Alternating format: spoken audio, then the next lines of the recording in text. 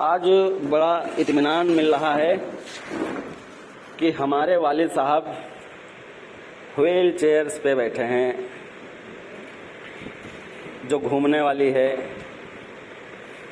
और हमको मज़ा आ रहा है कि अब्बा हमारी सीट पे बैठे हैं। बहुत अपने आप को प्राउड फील कर रहा हूँ। अब्बा, ये आरामदायक कुर्सी है? आराम गुदगुदा लग रहा है इस पे?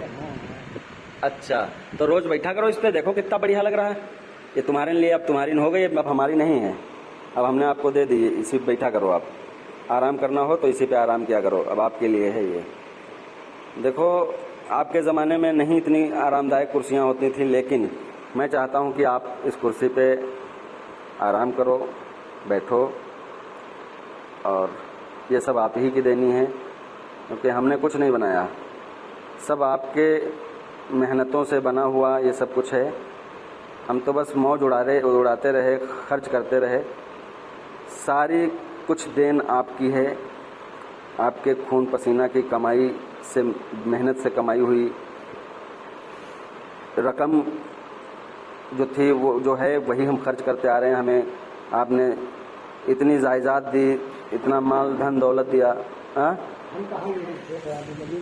अच्छा, शेख वाजिद अली ने दिया, आपने नहीं दिया। लेकिन ऐसा है, शेख वाजिद अली ने आपको दिया था, आप उसके हकदार थे, आप उसके मालिक थे। चाहते तो आप किसी को दे सकते थे, चाहते तो बेच सकते थे, चाहते तो उसको खत्म कर सकते थे, लेकिन ऐसा नहीं किया आपने हमारे लिए सुरक्षित रखा। आपने उसको बोया, सींचा, बनाया, गोड़ा, जोता, और वो सब हमारे लिए छोड़ दिया। तो हम तो एहसान आपका मानेंगे ना कि आपने दिया। वाजिद अली, जो शेख वाजिद अली थे आपके नाना, तो उन्होंने आपको दिया और आप उनका एहसान मान रहे हो। लेकिन मैं भैया आपका एहसान मान रहा हूँ साहब, क्योंकि आपने जितनी मेहनतें की हैं हमको हमारी परवरिश करने के लिए, पालने पोसने के लिए, और हम इतने बड़े हुए हैं। तो अब्बा, इस ज़िंदगी में हम जितना भी कुछ कर लें आपके साथ खिदमत, वो सब कम है। हम आपके कर्ज को कभी चुका नहीं सकते, कभी बराबरी नहीं कर सकते। तो अब हमको अपने खातिरदारी का, मेहमान नवाजी का, अपनी खिदमत का हक हमसे मत छीनिएगा। हमको अपनी जो फ़र्ज़ अदाई है वो हम अपना पूरा करेंगे। आपकी सेवा करने का एक जज्बा है, एक मेरी ख्वाहिश है, वो आप मुझसे हक मेरा मत छीनिएगा, क्योंकि मैं आपकी वो सब सुकून, सुख, सुविधाएं देना चाहते हैं जो आपने मेरे लिए किया। तो हम एक थोड़ी सी विनम्र कोशिश रहेगी हमारी, और आप आराम से बैठिए, यहाँ पे लेटिए पंखे में। आपके लिए अब्बा हम एसी लगवा देंगे, एक एसी में लेटना, जाड़ों में ब्लोअर लगवाएंगे, जिससे हीटर लगवाएंगे जिससे रूम गर्म रहे। और इस मेरे नए घर को आप आबाद करिए, और इस नए घर का नाम रहेगा मेरे अब्बा जान रहमत मंजिल, जो मैं आगे मकान के सामने बहुत बड़े पत्थर के बोर्ड से मैं लिखवाऊंगा, ताकि वो कभी मिटे ना। क्योंकि ये सब पैसा जो है आप ही का लगा है, मेरा नहीं है। सब पैसा आपका ही लगा है। अगर आपने मुझे पैदा ना किया होता, मेरे लिए परवरिश नहीं की होती, मुझे बड़ा नहीं किया होता, पाला पोषा नहीं होता, तो मैं शायद ही नहीं ये सब बना पाता। तो आपका मैं बहुत ही कर्जदार रहूँगा। जिसे कहते हैं माँ के पैरों के नीचे जन्नत होती है और बाप जन्नत का दरवाज़ा होता है। तो आप बेशक मेरे दरवाजे हैं, मुझे जन्नत जाना है, और मुझे आपकी दुआओं का मैं हमेशा वो रहूँगा, भिखारी रहूँगा, हमेशा दुआओं की चाहत रखूँगा, क्योंकि आपकी दुआओं से हमारा उद्धार, विकास होने वाला है। क्योंकि बाप अगर खुश है अपने बेटे से, तो समझ लो उसकी ज़िंदगी कहीं ना कहीं हद तक कामयाब है, या कहीं ना कहीं हद तक सार्थक है। अगर बाप ही नहीं खुश है अपने बेटे से, तो वो बेटा नाकारा और आवारा, और वो फिर किसी काम का नहीं। दुनिया भले कितनी खुश हो, अगर बाप नहीं खुश है तो बेटा फिर वो अधूरा है। क्योंकि बाप की खुशी तभी होती है जब बेटा उसके मुताबिक चलता है। तो मैं कोशिश करूंगा अब्बा कि मैं आपके हिसाब से, आपके बताए हुए रास्ते पे चलूं।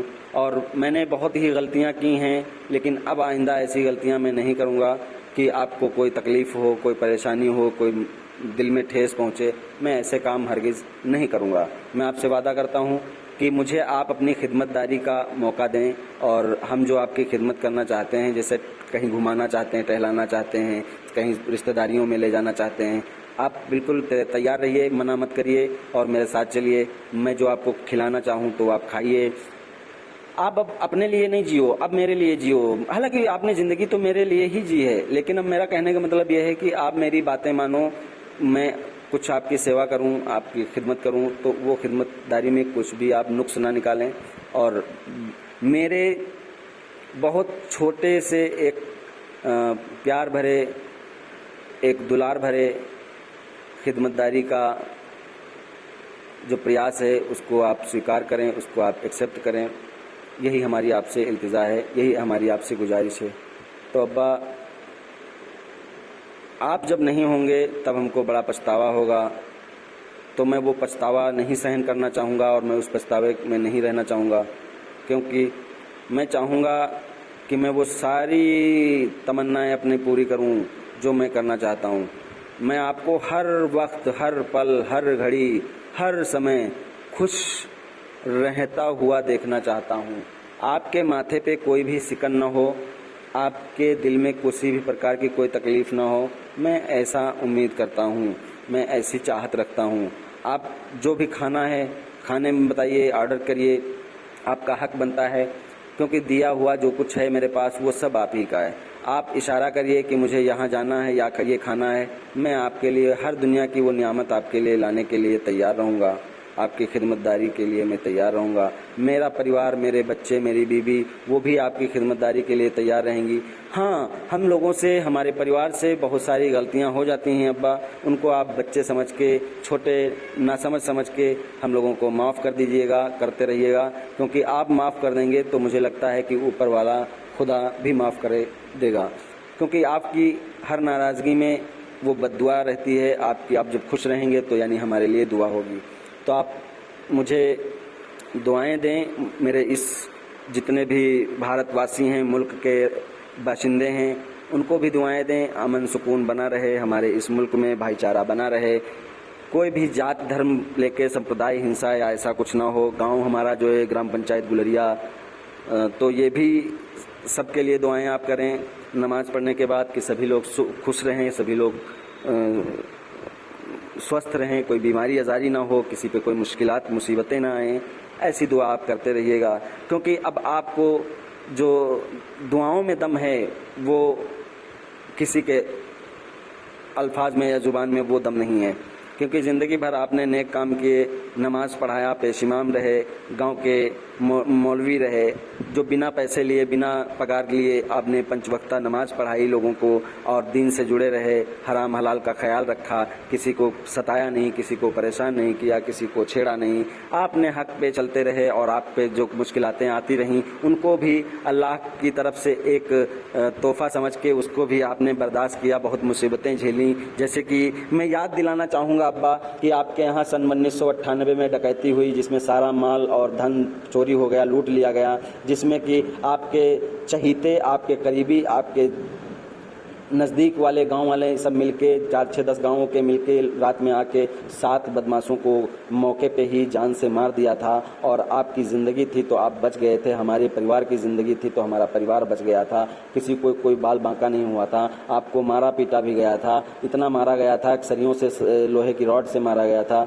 अब्बा आप पे जुल्म हुए हैं, लेकिन चलिए उनको भी माफ़ करिए, क्योंकि अब माफ़ कर देंगे अल्लाह उनको अजर देगा, अल्लाह उनको जो है ज़रूर पहुंचाएगा उसका बदला। तो हम बदला देने वाले कोई नहीं बनते हैं, सब कुछ अल्लाह करेगा। आप सभी के लिए अमन, चैन और सुकून के लिए उनकी दुआएं करिएगा, क्योंकि अब आखिरी वक्त है। आप कितने साल की ज़िंदगी है ये अल्लाह बेहतर ही जाने, इसमें हम सब नहीं जान सकते हैं। तो अल्लाह जितने दिन की आपकी ज़िंदगी बाकी रखा है तो उस ज़िंदगी में लोगों के लिए अच्छा और सिर्फ अच्छा सोचें, लोगों के लिए दुआ करें, हमारे लिए दुआ करें, सबकी तरक्की, सबकी खुशामदीद, सबकी बढ़ चढ़ के लोग तरक्की करें, सब कामयाब बने। तो जिससे जो भी गलतियां हुई हैं सबको माफ़ करके जाना, क्योंकि उसका अज्र, उसका बदला उसको ज़रूर किसी न किसी तरीके से मिल गया होगा या मिलेगा या मिल रहा होगा। ठीक है, तो हम सज़ा देने वाले नहीं हैं कोई, हम इंसान हैं और इंसान अगर इंसान के साथ कुछ गलत सलूक करता है, गलत परेशान करता है और उसका हक छीनता है या उसको नाजायज़ सताता है तो उसका बदला लेने वाला कोई ना कोई यहाँ पे दुनिया में है, और ऊपर वाला तो सब अपनी डायरी में सब नोट ही कर रहा है। तो मेरी आपसे इल्तिजा है, गुजारिश है और विनम्र निवेदन है कि सारे अपने गांव वालों को, जिसने बुरा आपके साथ किया, जिसने भला आपके साथ नहीं किया, आप सभी को एक तरफ से माफ़ कर दीजिए, और किसी से किसी प्रकार की कोई भी नफ़रत न रखना, क्योंकि नफ़रत से बातें और बिगड़ती हैं, नफ़रत से और दिल में परेशानी आती है। तो किसी से कोई शिकवा शिकायत नहीं। बस आखिरी यही बात हमारी है कि पूरे मुल्क के लिए अमन चैन रहे, लोग खुशहाली आए अपने भारत देश में, ऐसी दुआ करना, ये हमारा निवेदन और इल्तिजा रिक्वेस्ट है आपसे। तो अब्बा आपकी ये कुर्सी हो गई, आप आराम करिए इस पे, बाकी जब लेटना हो पड़ोस में लेटिए, पंखा चल रहा है, मैं एसी का कोई इंतज़ाम करूँगा जल्दी जल्दी और आपके लिए एसी लगवाऊँगा। दोस्तों वीडियो देख रहे हो तो अब्बा से कोई हमारे सवाल हो उसमें कमेंट में जवाब दीजिए, सवाल करिएगा, मैं अब्बा से पूछ करके, अब्बा से रूबरू होके आपके जवाब का देने की कोशिश करूँगा।